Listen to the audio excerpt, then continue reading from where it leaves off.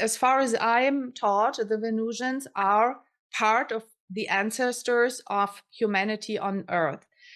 So the original Venusians do still exist, but mostly, or one part of them, as far as I learned in the last years, not all are on the etheric or on the astral realm, but they're also still physical Venusians living underground and in different levels of density. So humanity and life is really universal, and it exists on various levels of density. They are not, it's like with the spaceships, they have the ability to cloud themselves and to make themselves invisible because they can master the vibration. They can make themselves seen consciously, or they can also be invisible because they are vibrating at a higher rate of frequency. There I met Omnec physically then for the first time, and somehow our eyes were then, there was this, we were just aligned. Their eyes were aligned, and I received this energy coming out of her eyes, out of her heart, actually, out of the center of love and the universe into my heart. It was like now the stream was going through my eyes into my heart. And this was the first ignition. And my heart opened. And I felt in this bubble of love, of unconditional love. I felt like, wow.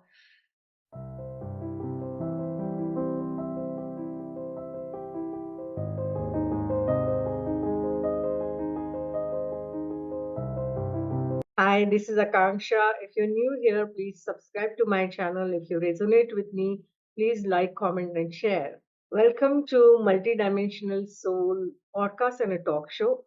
On this show, we talk about deep spiritual and mystical experiences of people which we normally shy away talking about. We are more than our physical body. We are spiritual beings on a human journey, and we discuss how a soul exists on multiple dimensions. We discuss science, technology, and spirituality point of views and perspectives on this show. Our purpose is to open our minds to limitless possibilities and our hearts to love and shine the light within bright. Our guest today is Anja Schäfer. She is from Germany, and her interest in astrology started when she was only 15. Astrology and existential questions. Later on, when she was 26, she moved to a small German city and opened an esoteric bookstore over there. There, she met her spiritual mentor, Omnec Onec. Omnec Onec is from Venus, and she's on Earth right now. Anya's first initiation was in unconditional love, in an unexpected, spontaneous darshan, that is the gaze of the master. And it was by Omnec during a workshop. This was the starting point of her self-realization journey. And that followed by the remembrance of her soul as a light being as she came on earth a long, long time ago. And now she is incarnated as a twin soul to return to full enlightenment and help in the ascension journey of earth. Anja works as a facilitator of Venusian wisdom and spirituality by publishing books, articles, by organizing conferences, giving retreats, and putting out videos on YouTube. Venusian spirituality is the spirituality from the planet Venus. Mainstream science and governments across the world are denying the existence of aliens. But at the same time, there are many people who have been contacted by aliens. People have seen UFOs, and there is a separate research going on UFOs. It would be arrogant of humanity or mankind to think that we are the only intelligent and evolved species in the entire universe. Just because we can't see something doesn't mean it doesn't exist, right? You know that cats and dogs have different perception abilities. They can hear differently, they can see differently. Similarly, with different perception abilities, we can actually experience the beings at the higher vibrations. So there is a civilization on Venus right now, part of it on astral level and part of it on physical level. They are far more advanced than us, both spiritually as well as technologically. Anya's mentors, Omnec Onec and Raymond Keller, have been in touch with Venus beings or Venusian beings and civilization. And Anja has worked extensively with both of them. In my conversation with Anja, we uncovered a lot about Venus. We had a really long conversation, so I have divided this into two parts. We talked about Anya's initiations and awakening. We talked about the origins of human civilization on Earth, occurrences of Sanskrit words in Venusian spirituality, physical and astral civilizations on Venus, astral and physical travel to Venus, purpose of Venusians' presence at this time on Earth, and sharing of Venusian wisdom and spirituality at this time on Earth. Anya's deep spiritual experiences. We also discuss about this phrase, men are from Mars and women are from Venus. What is the hidden meaning behind this? We discussed about how the Venusian civilization integrates science, technology, and spirituality. We also discussed about soft disclosure of concepts through Hollywood sci-fi movies. We discussed about ascension vision for Earth. We also discussed very fascinating thing which I heard for the first time, that unlike star seeds who are born to Earth parents, Anya's mentor, Omnec Onec, actually manifested herself from Venus, from astral realm to physical realm straight away on Earth without being born here. We also discussed about how to manifest our soul's desires, how to master our mind for creation and manifestation. And we discussed about key teachings of Venusian wisdom and spirituality, and much more. I have always been fascinated by aliens, UFOs, and spaceships and cosmos since my childhood. And I've been very, very curious about all these things. So I asked Anja a lot of questions, and this was a very, very enriching conversation. Learned a lot of fascinating things. I thoroughly enjoyed talking to Anja. I hope you enjoy this too. So, our guest today is Anja Schäfer, and she's from Germany, and her expertise is Venusian spirituality. So, a very warm welcome, Anja, on Multidimensional Soul Talk Show and a podcast. Lovely to have you here.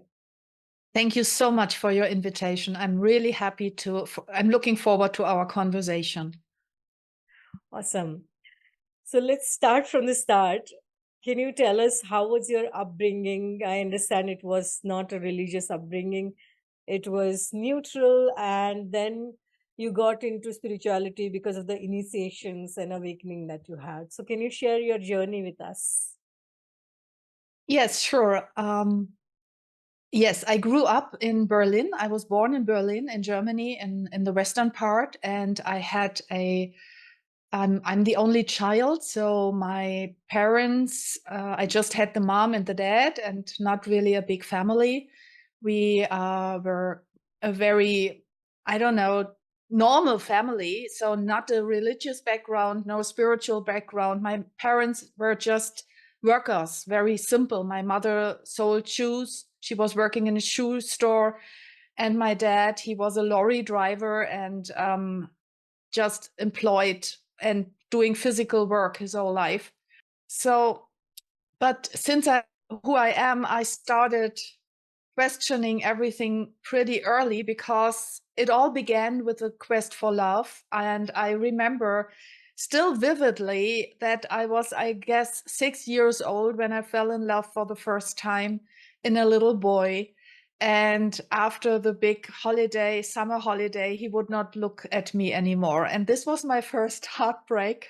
And a little later, when I was, I believe, 10 or 12 or so, I fell in love again. And it happened over and over and over again that I was trying to find love. And my parents provided me with everything that I needed. But of course, not that kind of unconditional divine love that I was here, that I came to Earth to find. So I was just looking everywhere in the wrong places, looking for love in all the wrong places. But what can you do if you are like a fallen star in some environment and surroundings where you're just surviving basically, and you're just alive, but you feel that there is more to life than what you see and experience and what is around you. So to cut the story short, because it is, of course, a life story. Everybody has their own life story, yeah. And I guess I began consciously to search for answers and to basically to search for myself, to find out more about who I am at the age of 15 approximately. And then I bought my first astrology book and I started calculating my ascendant. This was the first step when I was trying to find answers, because I would not find them in other people around me or in boyfriends or in my family. So I started my esoteric searches around 15, at the age of 15. And so one came to the next, and I started reading books. I started reading and studying astrology and tarot cards, and I started to dive into the mysticism and esoteric teachings to the extent that I was able to understand, but I was just fascinated. I knew this is my world, and the world that I'm living in is not really my world. My world is somewhere else. And in 94, it was when I was 24 years old, I turned on the TV by accident because I was never really a TV addict or junkie. So I turned it on, and there was a talk show going on. And in that talk show, my later spiritual mentor and teacher, Onec, she was sitting there and giving an interview. And I was fascinated by her appearance, by her clarity in the voice and in the sound that she transmitted, and of course also in what she said. I had the feeling this is the first person that I'm encountering in my whole life that is really saying something that is of substantial relevance and of truth. For example, she said, very simple, imagination is the key to creation. And she said it in such a way and with such a calmness that it had a deep impact on me, connected with her appearance and everything. And of course, she was also presenting her book, her autobiography, that was just published in German for the first time. It was in a German talk show, of course. And so a little later, I think 3 years later, I was guided to open my own esoteric bookstore because esoteric teachings were just my world. And I was guided to move out of my birth city, Berlin, and I moved to a smaller city in Bavaria in southern Germany, opened that bookstore, and there I bought the book for my own self, the book from Omnec. And then I read it for the first time. And through that, reading that book, there was some energy reaching me on a deeper level than any other book before had. It somehow, through the words, as if they were alive, there was some energy coming through, visions and memories, maybe even, and longings and dreams. I had such a feeling of beauty and of, yes, that's it. This is what I'm here for, to decide that I have the freedom to put my attention on what I want instead of what others impose on me. So this was a major shift. The first time that I really realized that I'm soul. I mean, it started, the big realizations came later, But it started that I have a free will, that I have the free will to decide whether I believe in something or not. And if something is making me happy and uplifts me as a soul or in my consciousness, I choose that. And I discard everything that is pulling me down. So I was not clearly knowing all that at that time, not the way I put it now in this clarity, but this is what happened within me. So yeah, and to shorten it up a little bit, there I met Omnec physically then for the first time.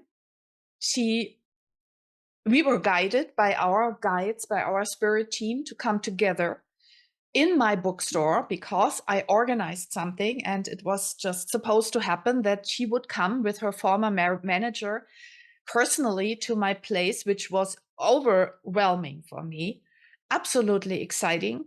I was really having a deep experience of happiness, and of everything was really like going on. It was something started. My journey started with our first physical encounter, and there my first initiation happened as well. And this is what I call the darshan, or she said it later as well. This was the eye, the look.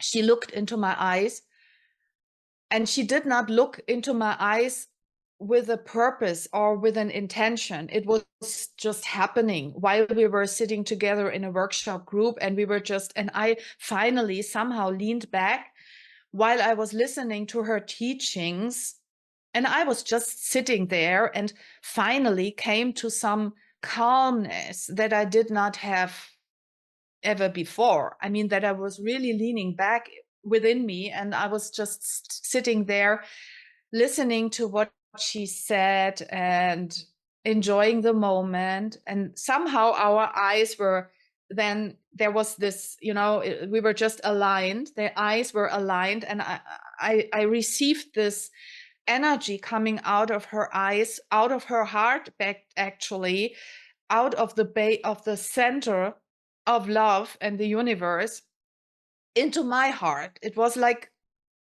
now the stream was going through my eyes into my heart. And this was the first ignition. And my heart opened. And I felt in this bubble of love, of unconditional love. I felt like, wow, how soft, how warm, how lightful, how beautiful love feels.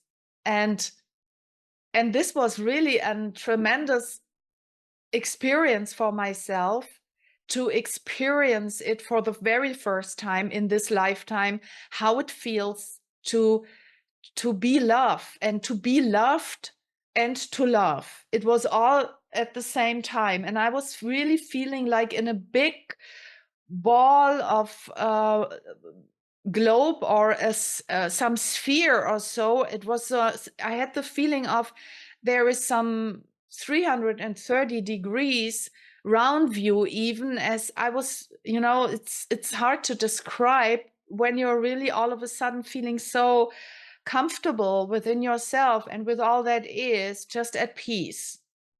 And this is basically how the journey really started. Yes. But now I'm making a break before I continue.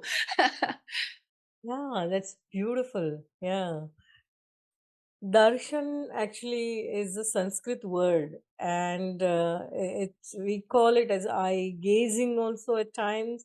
And there is a saying that eyes are window to the soul. So yes, it's very, very deep.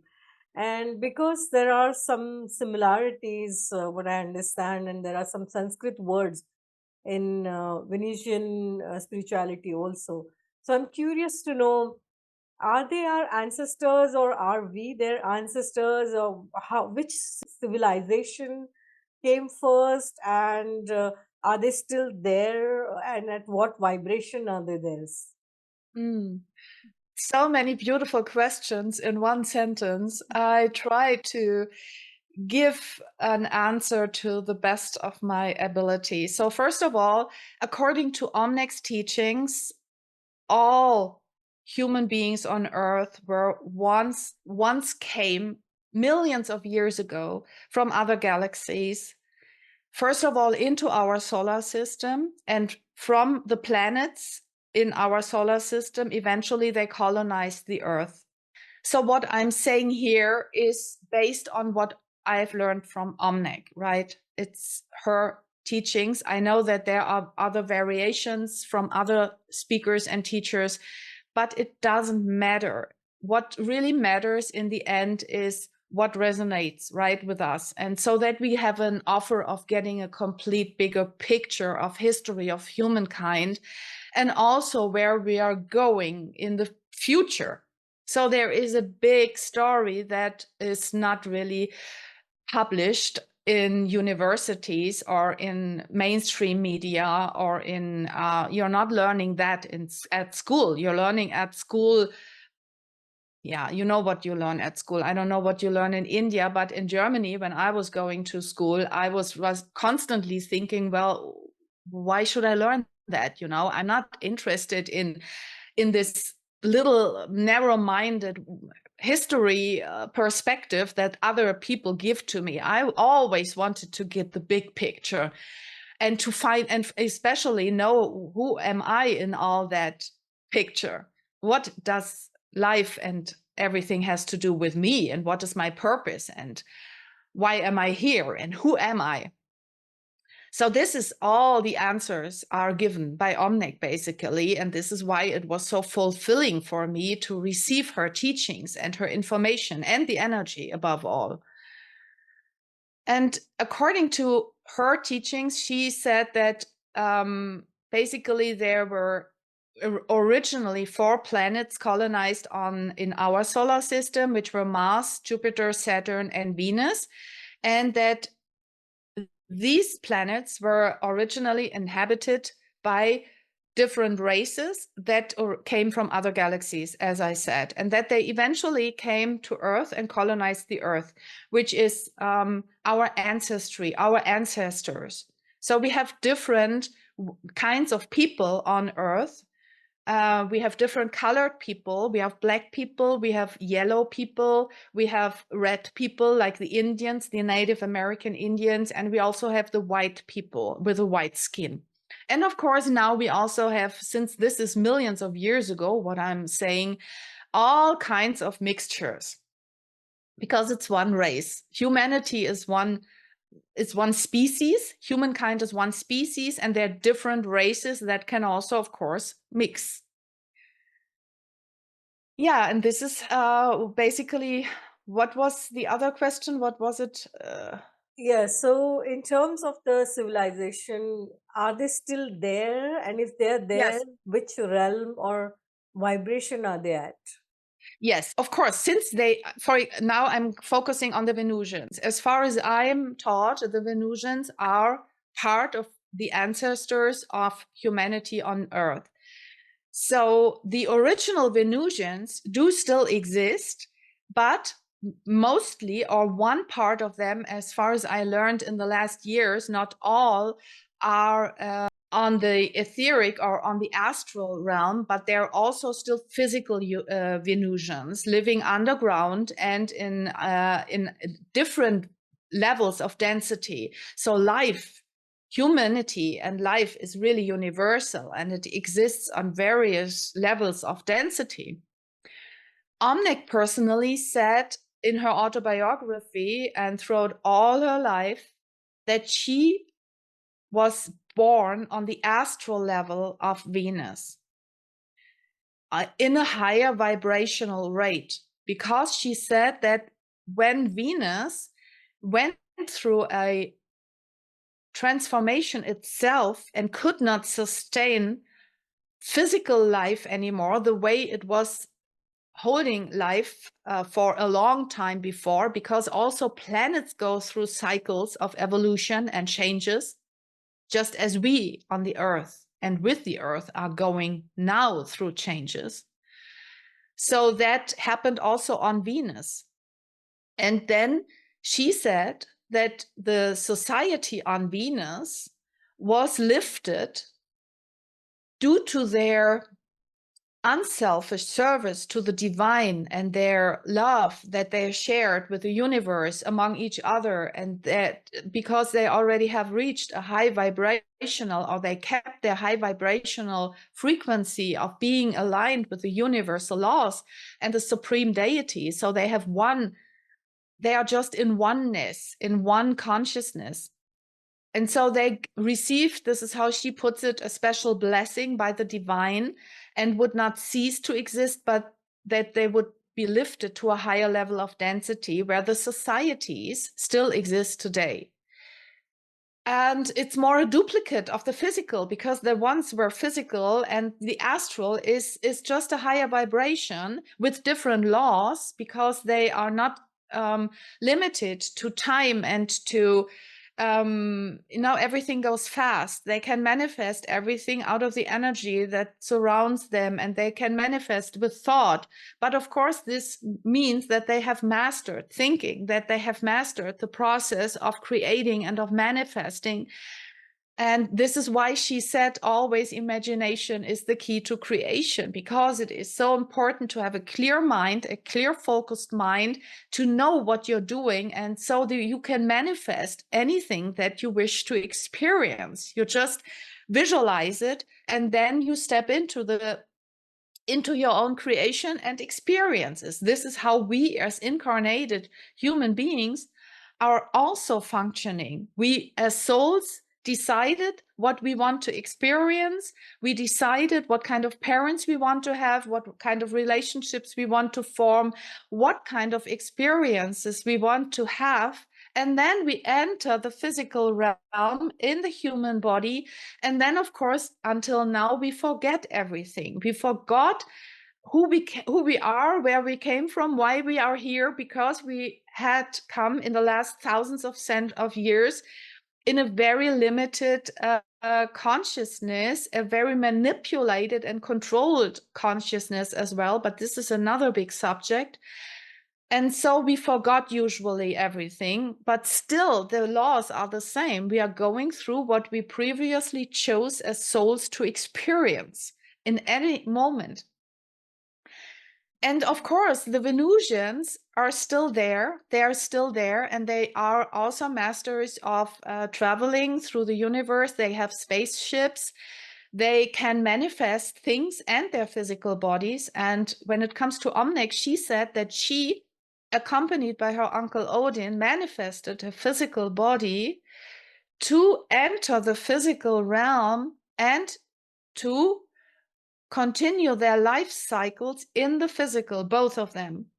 The only difference is that Omnec was brought to Earth as a little child for missionary reasons, and that her uncle, according to her own explanation, stayed on a spaceship where he's still residing today, and he is in contact with her, constantly giving her information. She was guided, she was receiving support, healing treatments also, because it has been a tough journey for a little Venus child to survive on the earth in such a low consciousness environment that was in the 50s, 60s, and partly still is, depending on where you are looking on earth and where you are on earth. So the whole earth, of course, has been in some kind of low density environment and consciousness, and the Venusians and other galactic beings are very much present to help us rise our consciousness, awaken to who we truly are, to remember again who we are, so that we return to our cosmic origin and our mastery again as souls and as who we really are. This is why Omnec came, for many other purposes as well. So they are very present.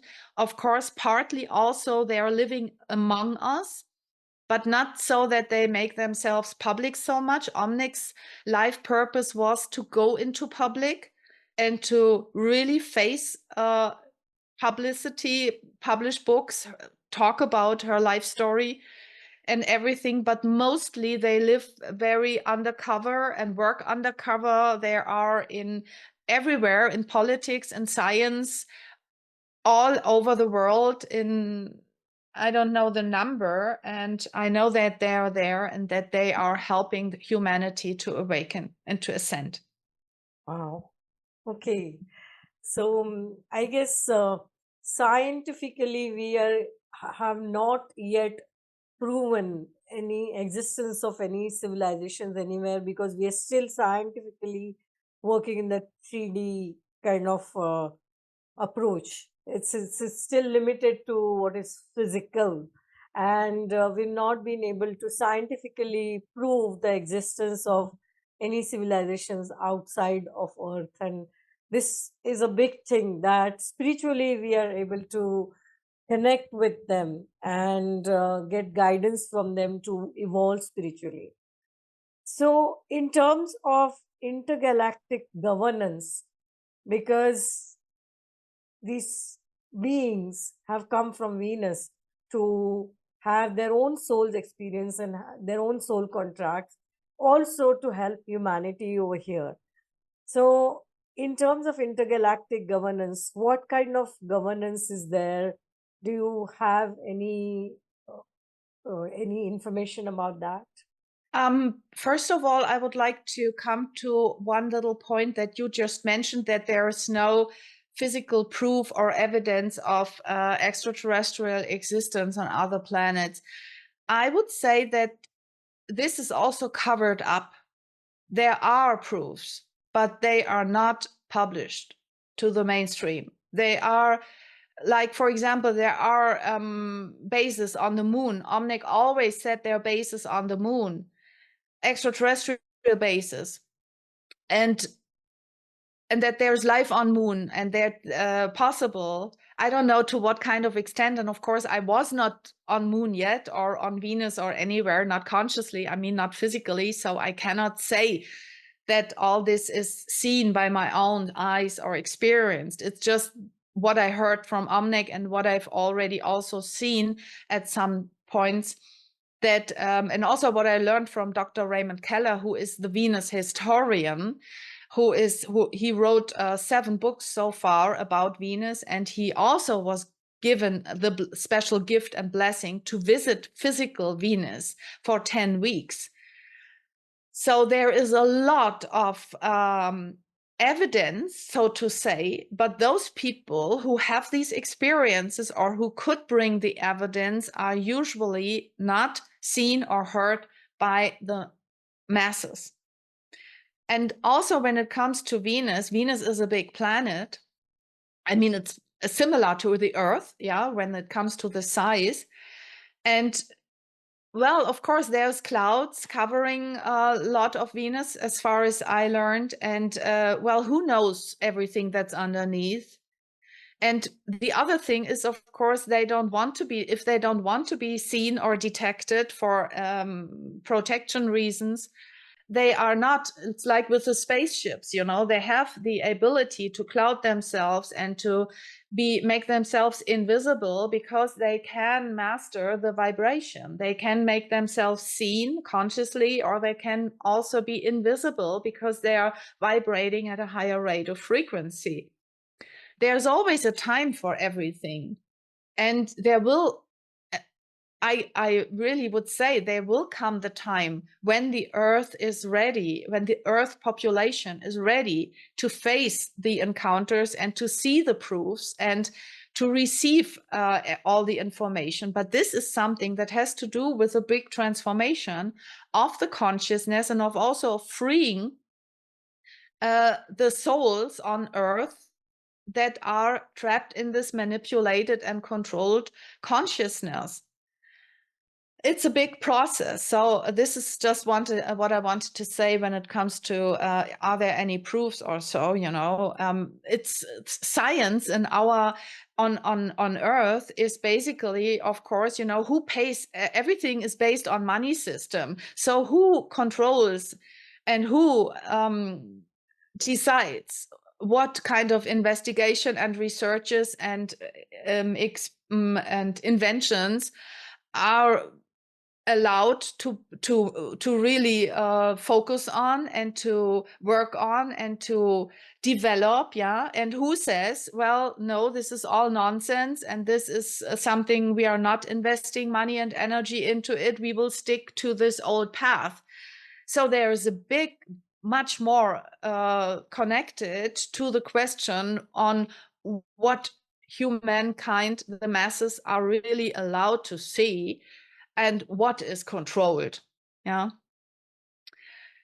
So your other question was about the governing. Can you explain a little more concrete what your question is, please? I'm not into politics, so I don't know if I know the answer. Yeah, no, not related to politics.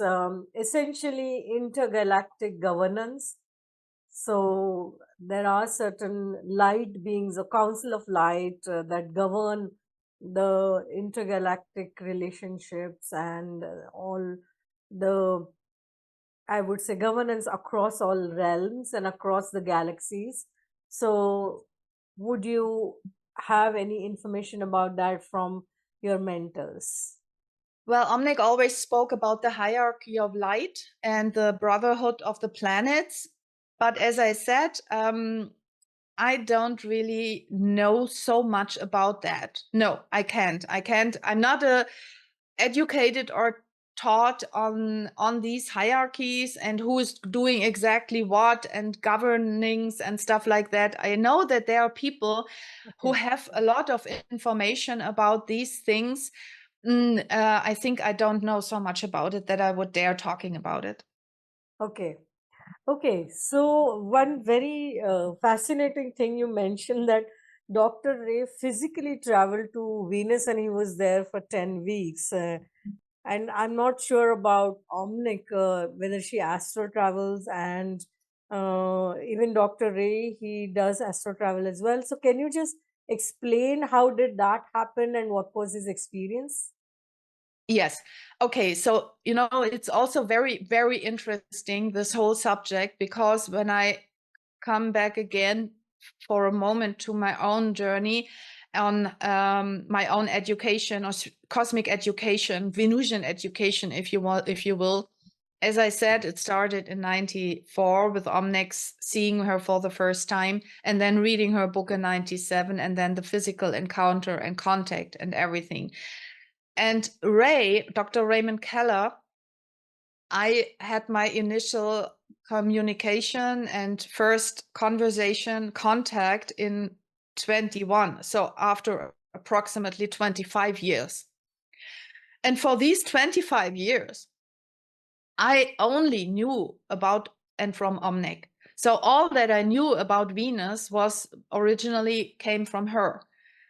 And so I only thought and knew that there's just life on the astral level of Venus and that there is absolutely no physical level. And the thing is, that's also what she said. She never talked about the physical Venus and about life underground and everything. The only thing that she mentioned is that there are spaceships and that her uncle at her side manifested a physical body as well. So of course there are Venusians in the physical, but that even those who are in the physical, that they came from the astral and consciously manifested physical bodies. So when I met Ray for the first time, I just heard from our friend Rob Potter that Ray was on Venus. And one of the first questions that I asked him, I think it was on Facebook Messenger when we initially started to write a little bit, I said, well, I heard that you were on Venus. Was that physical or astral? And he said, no, it was physical. And I was like scratching my head, it was really another thing that I'm still working on integrating and understanding that, because it's just a new information for me as well. What I'm saying is, when Ray entered my life after 25 years just being educated by Omnec basically and going through my own experiences, a new world opened. It was like a new universe started to unfold when he came in with his experience information, plus all the books that he wrote about Venus, which is really just mind-blowing. I only have the German book that I translated it is, you see how big it is. And this is just one book. And he has meanwhile 7. The others are not so big, but similarly. And it's all based on researches about Venus, Venus contacts, Venus spirituality, politics, astronomy, astrology.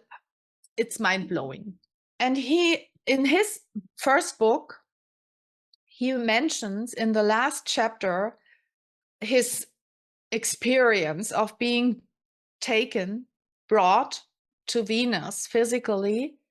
And he said it was a special gift, a special blessing, also for his dedicated work, life's work, because he has been into UFO research and Venus contacts also for his whole life. He's now 70. He was just in Germany together with Omnec. I mean, not together, but they were both in Germany this year at my conferences. And so what he said basically, and we were talking about this experience, he was talking about this experience kind of for the first time publicly during my From Venus with Love conference. It's in my shop. It's not published on YouTube channel for free because it is valuable information. And sometimes, you know, some things, people may value that at least for a small price if they want to listen to this presentation. And it's in German. It was in English, of course, and I was translating it. And of course, I was kind of aware of his experience a little bit. And the thing is that he is revealing as much as he can, because for him it is also a sacred experience. And we must respect and honor that, and cannot pull everything out of his mind just out of curiosity, because it is something that is so rare and so special and so unique. You know, it's like somebody is experiencing something that is for 99.99% of population on Earth, something that is totally beyond what they can even imagine. And for most of them, 99%, it's something that sounds like a fairy tale or a sci-fi, or something that is just something that somebody made it up. And he does not want to be ridiculed, and he does not need any kind of negativity coming from doubts and fears and jealousy or whatever from people. So his purpose on life is, of course, to also educate people and to share about life on Venus and higher dimensions and everything. But he's very humble, and he's not putting himself into the front, you know. So it was also for me a special blessing, and I was feeling very grateful that he talked a little bit about it, and it comes across really very authentic. So for those who feel like they would like to know more about it, I think I would like to invite you to either get the presentation or to read the book, because in the book, in the last chapter, he describes his journey as good as he could. And also throughout the whole book, he explains his contact. And there is a Venusian contact. Her name is Orda. He describes her as Lady Orda, and she also has earthly names. And according to his explanation, she is a translated, or she's an not an immortal being, but she is, you know, a being that was born on Earth in 1587, I believe, as far as I remember. And these kind of concepts are even still very much beyond what I can imagine as true. You know, this is so hard to get, that they have this longevity, they have these long life spans. And because they are so enlightened beings, they can even live for hundreds of years or thousands of years even. And according to his explanations, he met her in the physical, in a different, in the last century, as a Venusian. So he has this Venusian, the physical contact with that person. And she was the one then eventually who invited him and who took him to Venus. according to what he explains, she came with an orb. He was in China he was a teacher, he was teaching in China, and he was guided to go to the top floor of a high building in Wuxi in China. And she came with an orb, which is a small craft that can hold up to 2 people. It's a bubble craft for smaller distances. And that she said to him something like, so now I know that you have been wishing for this for your whole life. Now I invite you to come to Venus with me.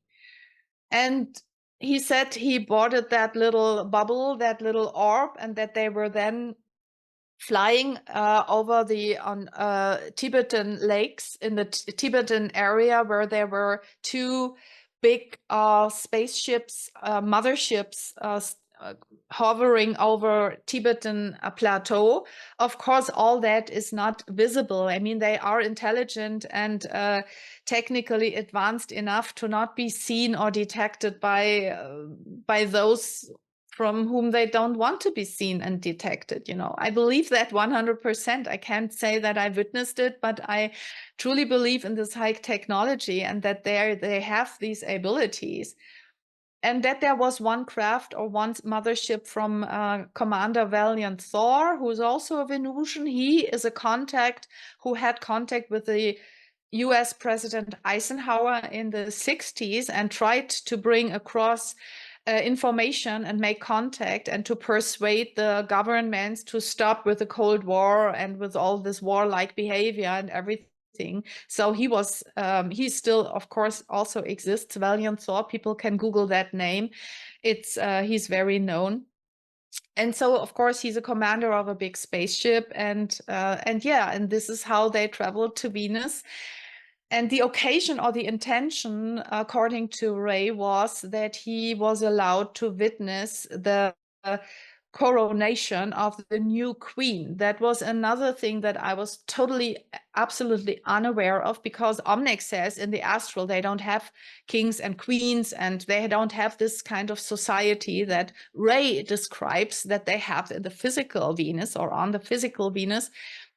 He says that they have a bee-like, hive-like society where there is a queen, and around this, it's a very harmonious kind of society based on mutual understanding and working and living in harmony, like in a beehive. And this is all very interesting and fascinating, something to explore deeper, right? And so he said that it was Order, his Venusian friend Order, who would become the next queen on the physical Venus. And this is why he was invited to accompany her, to be there and to be part of this ceremony. And when the old queen would go somewhere else, I don't know, ascend or so, and when the new queen would step into her new position. And he never revealed any details for other than that, what I'm just saying. Wow.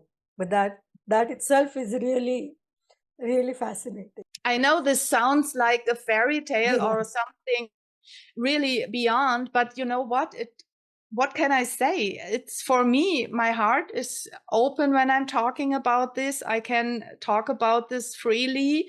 I'm not saying that I witnessed it. I'm not saying that I was there present, but I know Ray personally, and I know Omnec, and I know my own life and my experiences. I know that I translated these books and so many things.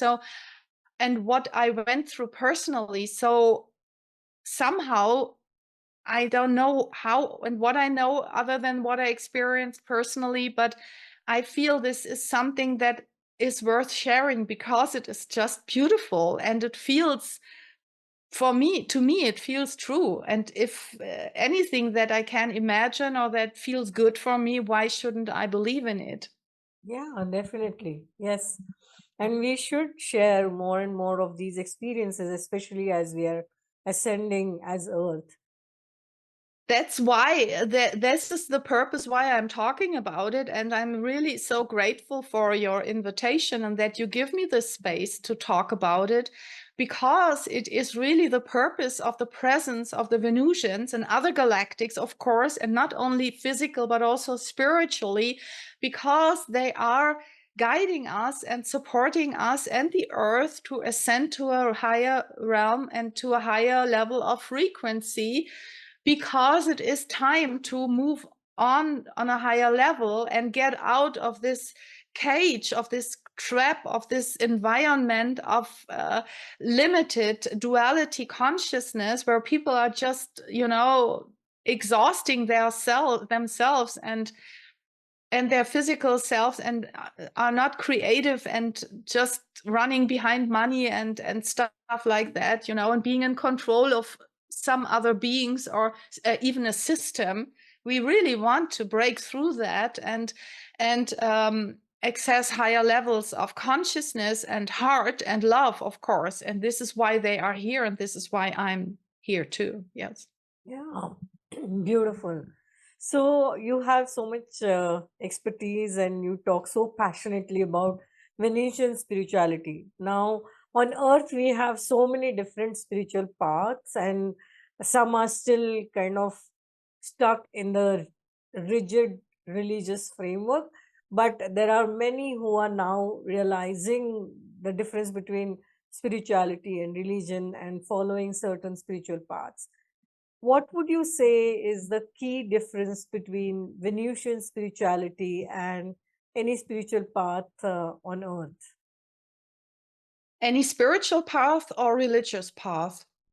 Spiritual path, because on Earth there are many spiritual paths as well. Can you explain that a little? What do you mean? What kind of spiritual path on Earth or part? So people may not practice religion so much on day-to-day basis, but they may follow certain spiritual practices. So some have followed meditation, some follow chanting, some follow some other modalities and approaches and spiritual practices. So there are different spiritual paths on Earth, and that's why I would like to know, what is the difference between Venusian spirituality and what can help people get guidance from that, especially in terms of ascension? See, even in Venusian spirituality, meditation and all that you mentioned is part of it. And Venusian spirituality basically is also divine spirituality. It is galactic spirituality. It is spirituality per se. We only call it Venusian because my mentor is from Venus. But the teachings themselves are universal teachings. Maybe if we called it universal spirituality, it would be more correct in a way. Venus is for me like the prisma, or like it's so close. It's closer to us, the universe. It's like God. It's like something that feels so far away, or so big, even bigger. Venus is something that we can at least imagine, because it is a real planet. And it is something that is very close to the Earth. And when we listen to what I just shared, we also learn that the Venusians are part of the ancestry. But the lineage, the spiritual teachings lineage, is based on the supreme deity, the creator. And I would say that all spiritual paths on Earth are also connected to that center, to that spiritual core. It doesn't matter how we call it. The only thing that's really a different thing is religion, because religion is usually based on a belief system. So you have to obey to certain books or rules or regulations. It's based on believing more than on experiencing. And to me, this is the main difference between spirituality, no matter how you call it or what word you put before or after it, and religion. It's experience. It's not mentally believing in something, or just mindlessly or unconsciously praying or doing certain ceremonies or following certain structures or things like that. This is system. This is system. No matter if it's a political system or a scientific system, it's all systematic when you are born into believing a certain thing, and your environment and the parents and the school and everything around you is automatically kind of pushing you or educating you in that system. A spiritual family, for example, on the other hand, would be more like, well, you are knowing, you are soul, you are a gift, you are special, you are a divine being. I don't own you. You are still your own human being. I'm happy that you are in my life, and I will give you all the care and all the protection and the guidance and everything that you need for your spiritual experience. And as soon as you're old enough, you can choose your own path. And this would be a spiritual approach to, for example, raising children, compared to a belief or a religious thing where the children automatically are, what is it when they get in the Christianity, with the water baptized, they are directly baptized. They are directly kind of put into this framework of some religion, in any religion. Or like in my my personal path, there was nothing. There was no spirituality and there was no religion. There was just an atheist, materialistic approach to life, where it was just about surviving, existing, making money, having a little bit of fun, and going to holidays, and then eventually die. Yeah, that's it. How boring, right? This is the other approach. But living a spiritual life, as I tried to say, would really mean to know who you are, or to focus on remembering who you are, to trust your own inner guidance, to really trust yourself, and all these kind of things. And Venusian spirituality is like the full pack of all information that is of giving you the opportunity to get everything just out of one book, I would say. I mean, Omnec wrote 3 books. There's everything in these books. Basically, maybe just in the first book. This is why, as I said, Akanksshaa, I was really having enough to do for 25 years to just integrate and assimilate the information and the essence of these teachings that are in that book, because and of course also the physical presence of Omnec, because it ignited me to this extent where I really allowed myself to live my life, to experience myself, to free myself from structures, from system. And this is the reason why I was born, why I as a soul chose a family that would not give me anything but existing and physical support to sustain my physical life, and the basics. I mean, they were stable. My parents were stable. They were just a couple. They're still together, still after 65 years. This is really amazing. Of course, they are old now, yeah, but they never separated. They were just giving me the environment of a stable family, and they always gave me in a material way everything that I needed, so that I could really find myself.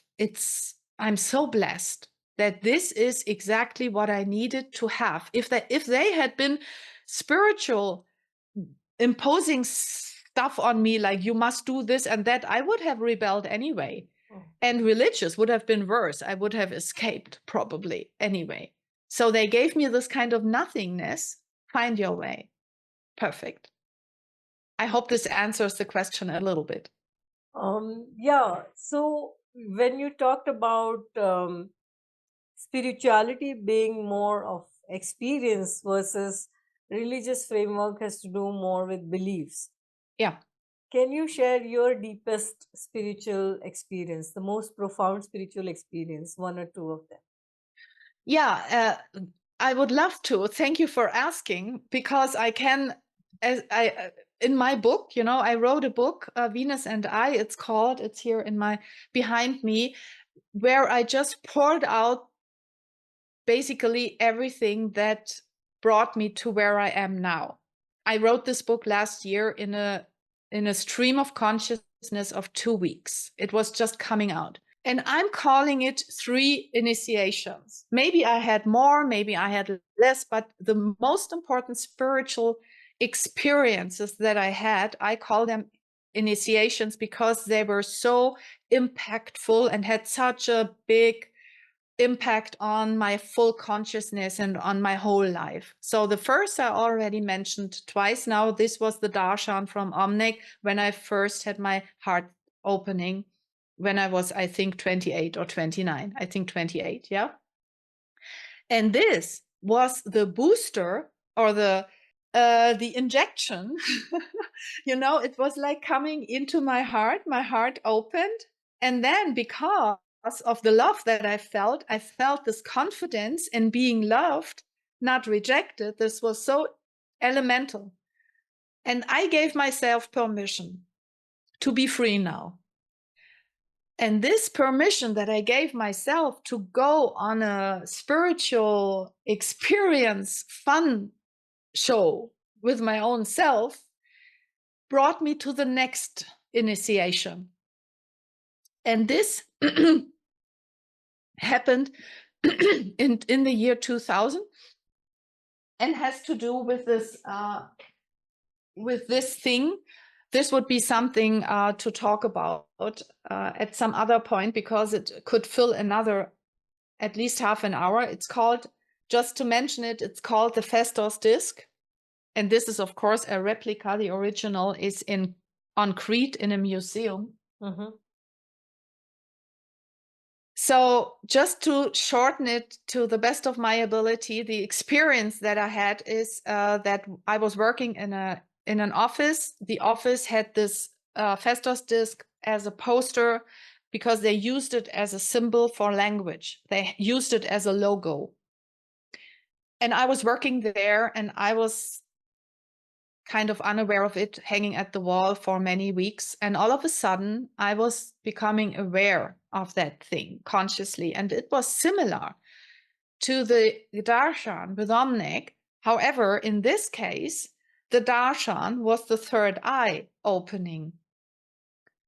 So what happened was that from the poster with that discus, there is a center, a little flower in the center, in the very center of that one side of that discus, of that thing, there is a little flower, and it's really unexplainable. But what happened was that out of that poster came a ray of light into my third eye, and it burst open.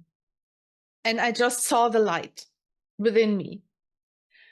And this brought me then to an odyssey of spiritual experiences. And the highlight was that I was guided to visit Crete personally for the first time.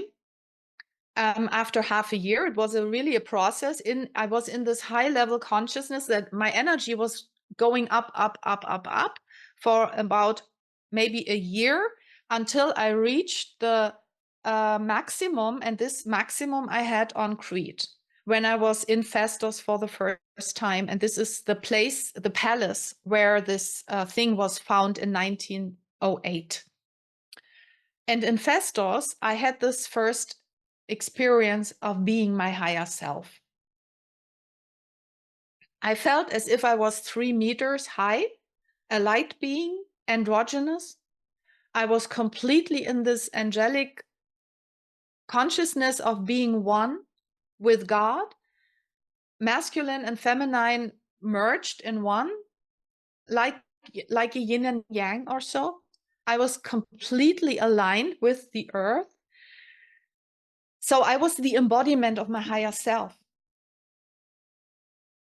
And no mind anymore. I could not think anymore. It was just blank, you know. The mind was blank. And I was just in this complete alignment of feeling, of heart and feeling. And that experience, when I came back home to Germany, then my energy started to go down again, because I could not hold that at that time in my life. I was 30 years old, and I was so expanded that I was super alone in the physical, because nobody could hold and take my energy. So I had to ground myself again, and I had to build up. It was like the ego is forming new, it was like there was no ego during that experience. And so that I could continue to live in this environment and on this earth and in this society, I needed an ego again. I needed a mental body again, and an emotional body, and everything needed to somehow, it was like it was forming new after it was just, everything was dissolved in light and real existence. It was forming new. And then I already knew that I would take at least 3 years linear time to somehow arrive again. I could not work in that time. I was just trying to find my way again. I had a huge load of debts, and I just needed to ground. I gained a lot of weight during these years. In the following 20 years, around 20 kilos or so. So I was really heavy, because it was my physical body needed to assimilate these energies. I understand all that now, because in retrospect, I see the big picture. I can understand it. And I was even thinking that maybe for this lifetime, that's enough. I received such a huge information and impact and memory and everything in that experience, that I felt like for this lifetime, I don't want more. I cut myself kind of even off, almost consciously, from the spirit impulses and the energy flow, because I was just overwhelmed. It was too much for the physical body to hold, when there's so much light streaming through the meridians and the chakras, that the physical body is just almost burning out. And this is, it's really amazing in a way, but on the other hand, it's something like, well, what shall I do now with myself in this environment? And I need to make money and somehow earn a living and survive. Something, I don't want to land on the street, or die. I want to protect my beautiful body and everything. So I needed to come back somehow. And this took me eventually, interestingly, and this now comes to the third initiation, because this was what I called the second and the third. Of course, I could not expect that. I really thought this was it for this lifetime. I have enough to do with integrating all that I experienced. But then God came again in the year 2022, and I experienced a twin flame experience. And this is something that it's a next level of spiritual integration of. I know that you also know that experience, and of course you know Pratnya. You just had the conversations with Pratnya, with whom I had my first spiritual twin flame retreat this year in April in Dubai. So this is another next level heart center chakra opening and Kundalini awakening, and everything. Everything goes again topsy-turvy and upside down. Yeah,